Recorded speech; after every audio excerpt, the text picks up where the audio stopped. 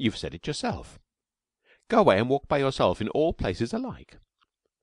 Then the cat pretended to be sorry, and said, "Must I never come into the cave? Must I never sit by the warm fire? Must I never drink the warm white milk?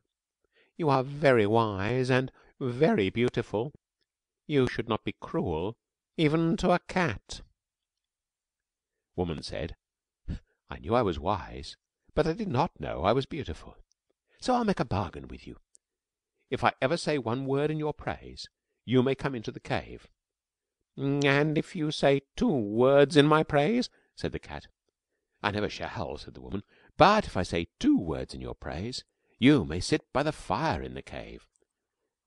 "And if you say 3 words?" said the cat. "I never shall," said the woman. "But if I say 3 words in your praise, you may drink the warm white milk 3 times a day, for always and always and always." Then the cat arched his back and said, "Now let the curtain at the mouth of the cave, and the fire at the back of the cave, and the milk pots that stand beside the fire, remember what the enemy and the wife of my enemy has said." And he went away through the wet wild woods, waving his wild tail and walking by his wild lone. That night, when the man and the horse and the dog came home from hunting, the woman did not tell them of the bargain she had made with the cat, because she was afraid that they might not like it. Cat went far and far away, and hid himself in the wet wild woods by his wild lone for a long time, till the woman forgot all about him. Only the bat, the little upside-down bat that hung inside the cave, knew where Cat hid, and every evening Bat would fly to Cat with news of what was happening. One evening Bat said, "There is a baby in the cave. He is new and pink and fat and small, and the woman is very fond of him." "Ah," said the cat, listening, "but what is the baby fond of?" "He is fond of things that are soft and tickle," said the bat. "He is fond of warm things to hold in his arms when he goes to sleep. He is fond of being played with. He is fond of all those things." "Ah," said the cat, listening, "then my time has come." Next night the cat walked through the wet wild woods, and hid very near the cave till morning time, and man and dog and horse went hunting. The woman was busy cooking that morning, and the baby cried and interrupted, so she carried him outside the cave and gave him a handful of pebbles to play with, but still the baby cried. Then the cat put out his patty paw and patted the baby on the cheek, and it cooed, and the cat rubbed against its fat knees and tickled it under its fat chin with his tail, and the baby laughed, and the woman heard him and smiled. Then the bat, the little upside-down bat that hung in the mouth of the cave, said, "Oh, my hostess, and wife of my host, and mother of my host's son, a wild thing from the wild woods is most beautifully playing with your baby." "A blessing on that wild thing, whoever he may be," said the woman, straightening her back, "for I was a busy woman this morning, and he has done me a service." That very minute and second, best beloved, the dried horse-skin curtain that was stretched tail down at the mouth of the cave fell down, whoosh, because it remembered the bargain she had made with the cat, and when the woman went to pick it up, lo and behold, the cat was sitting quite comfy inside the cave. "Oh, my enemy, and wife of my enemy, and mother of my enemy," said the cat, "it is I, for you have spoken a word in my praise, and now I can sit within the cave for always and always and always. But still I am the cat who walks by himself, and all places are alike to me." The woman was very angry, and shut her lips, and took up her spinning wheel and began to spin. But the baby cried because the cat had gone away, and the woman could not hush it, for it struggled and kicked and grew black in the face. "Oh, my enemy, and wife of my enemy, and mother of my enemy," said the cat, "take a strand of the wire that you are spinning, and tie it to your spinning whorl, and drag it along the floor, and I will show you a magic that shall make your baby laugh as loudly as he is now crying." "I will do so," said the woman, "because I am at my wit's end, but I will not thank you for it." She tied the thread to the little clay spindle whorl, and drew it across the floor, and the cat ran after it, and patted it with his paws, and rolled head over heels, and tossed it backwards over his shoulder, and chased it between his hind legs, and pretended to lose it, and pounced down upon it again, till the baby laughed as loudly as it had been crying, and scrambled after the cat, and frolicked all over the cave, till it grew tired, and settled down to sleep with the cat in its arms. "Now," said the cat, "I will sing the baby a song that shall keep him asleep for an hour." And he began to purr, loud and low, low and loud, till the baby fell fast asleep.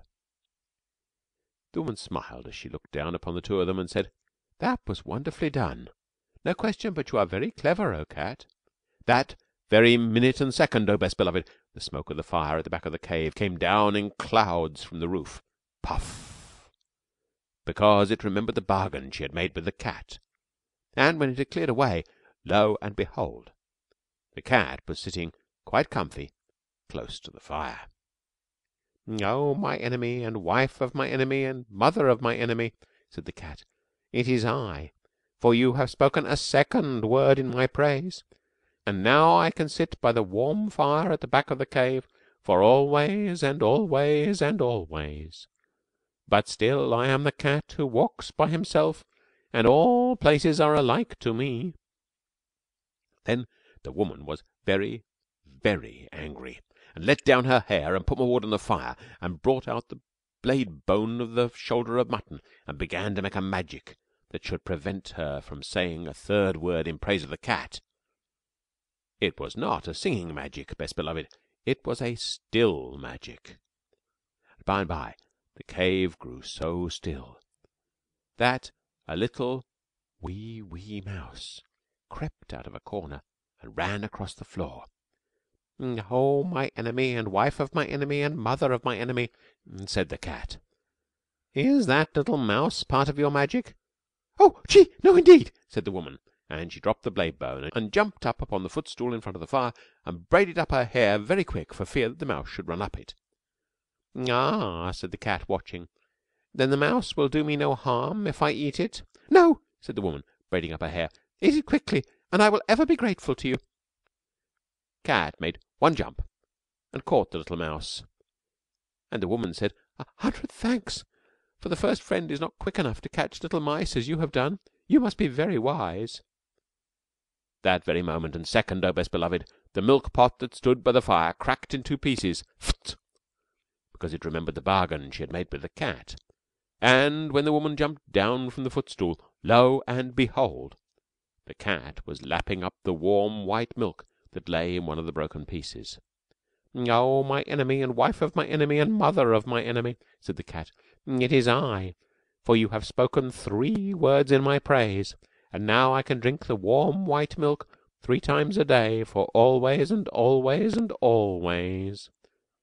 But still I am the cat who walks by himself, and all places are alike to me." Then the woman laughed, and set the cat a bowl of warm white milk, and said, "O cat, you are as clever as a man. But remember that your bargain was not made with the man or the dog, and I do not know what they will do when they come home." "What is that to me?" said the cat. "If I have my place in the cave by the fire, and my warm white milk 3 times a day, I do not care what the man or the dog can do." That evening, when the man and the dog came into the cave, the woman told them all the story of the bargain, while the cat sat by the fire and smiled. Then the man said, "Yes, but he's not made a bargain with me, or with all proper men after me." Then he took off his 2 leather boots, and he took up his little stone axe, that makes 3, and he fetched a piece of wood and a hatchet, that's 5 altogether, and he set them out in a row, and said, "Now we will make our bargain. If you do not catch mice when you are in the cave for always and always and always, I will throw these 5 things at you whenever I see you, and so shall all proper men do after me." "Ah," said the woman, listening, "this is a very clever cat, but he's not so clever as my man."